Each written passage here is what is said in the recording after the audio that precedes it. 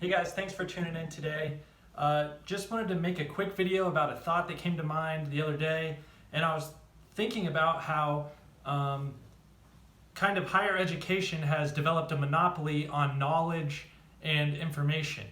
And the reason I came across this is because I was listening to podcasts, I was watching YouTube videos, I was reading articles online from highly educated bloggers or bloggers who had been in a certain space for decades, and I kind of realized that although you can learn just as well on the internet, across podcasts, YouTube videos, blogs, whatever it may be, people still hold the knowledge that you gain from university much higher than knowledge that you use or that you gain from the internet.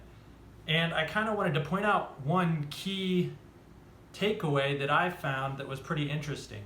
And what that is I think that higher education has used the idea of plagiarism to actually solidify itself in the highest realms of knowledge, even though the knowledge that they're giving you is nothing different than the information you can find anywhere on the internet.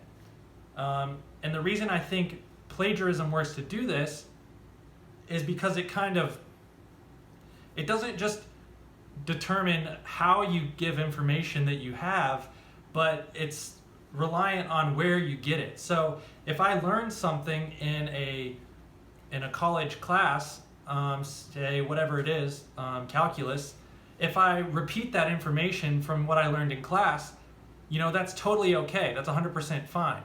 But then if I hear something on a podcast or listen to something on a YouTube video, I can't really directly share that information with people without attributing the source. And then, that creates a whole kind of domino effect of who's the source? Where did they get their information? And what is, their biases? What is the source's bias and all that? And people just are far more likely to trust things that I learn in higher education. They're far more likely to allow me to share that information with them than something that I learned online and just repeated. The reason this is so frustrating is because both ways you're taking in knowledge and then wanting to pass it along.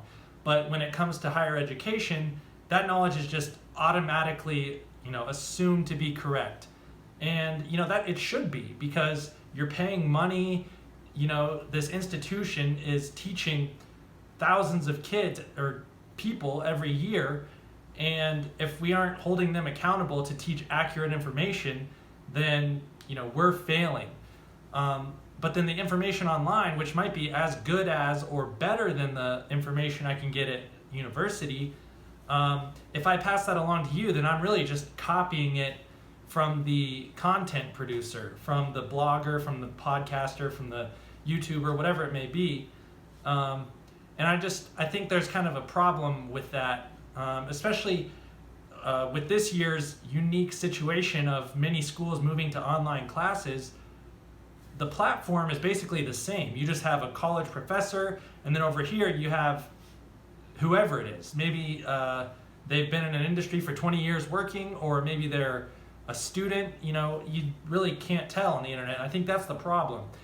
If people aren't able to sort through information on their own and determine what's accurate and what's reliable, then that's what holds higher education in this untouchable position. Because if I'm unable to look at an article on the internet and see the bias in it and see the lack of sources or whatever, then I'm not able to decipher that information. So I'm just blind, basically. You can tell me whatever you want and I'll believe you. But then the college side, I'm paying them money in order to kind of exchange trust that the information that they're going to give me in return for my money is high quality information that's widely agreed upon and is okay for me to pass along to people because it's been vouched for by my college professor or the university itself. So just a quick thought. Let me know if you have any ideas about this in the comments. I'd like to kind of get a discussion going. I look forward to hearing from you, and thanks for watching.